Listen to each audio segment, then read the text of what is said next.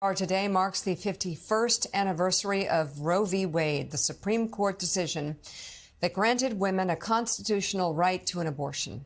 The landmark ruling was overturned in 2022, and now the Biden-Harris campaign is making abortion rights a key issue in its re-election effort. Vice President Kamala Harris will be in Wisconsin today, a key battleground state, to urge for more reproductive freedom. Wisconsin essentially banned abortions for about 15 months after Roe was struck down, reverting to a law written in 1849. But in an ongoing court case, a judge ruled over the summer that law did not apply to abortions. The ruling will likely be appealed to the state's Supreme Court. On Friday, Wisconsin Republicans introduced a bill that would call for a statewide referendum on whether abortion should be banned after 14 weeks. But Wisconsin's Democratic governor, Tony Evers, is almost certain to veto the measure. Joining us now with more on the critical abortion rights cases and ballot measures across the country, Morning Joe reporter Daniela Pierre-Bravo. Daniela. Good morning, Mika. Well, there are several anticipated court rulings this year that could have an impact on current and future abortion access. First are the cases to watch from the Supreme Court. A decision is expected this summer on whether to restrict access to the abortion medication mifepristone. It started with a lawsuit in Texas where anti-abortion groups sued the FDA seeking to strip the abortion pill of one of its government approvals.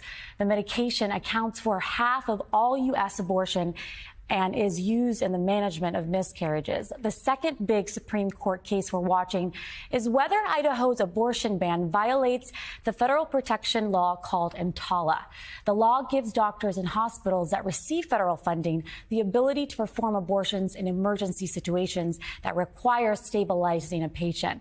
And earlier this month, the Supreme Court ruled that Idaho is allowed to enforce its abortion ban even in medical emergencies while the legal case plays out. Then there are abortion cases playing out in different states, seeking clarity around the language of exceptions to abortion bans. Two of the most consequential are those being brought about by pregnant women and doctors in the states of Texas and Idaho. Both states have near total abortion bans. Doctors there have cited confusion on how to handle cases of complicated pregnancies, fearing those harsh penalties that they could risk suffering. I spoke with the president of the Center of Reproductive Rights, the group representing the women and doctors suing those states.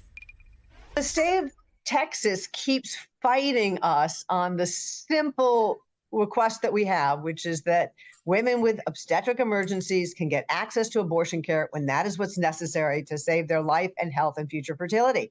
And many people followed the case of Kate Cox in December. She stood up while she was pregnant, while she had a devastating diagnosis about the state of her pregnancy.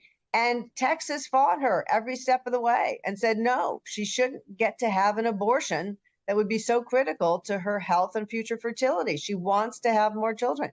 She had to leave the state. And finally, Mika, there are the ballot measures to protect abortion access in state constitutions. So far, those measures have passed in every state where they've been on the ballot. And next month, of course, Florida's state Supreme Court will hear arguments on whether to remove a similar ballot measure after it was challenged by the state's Republican Attorney General, Mika.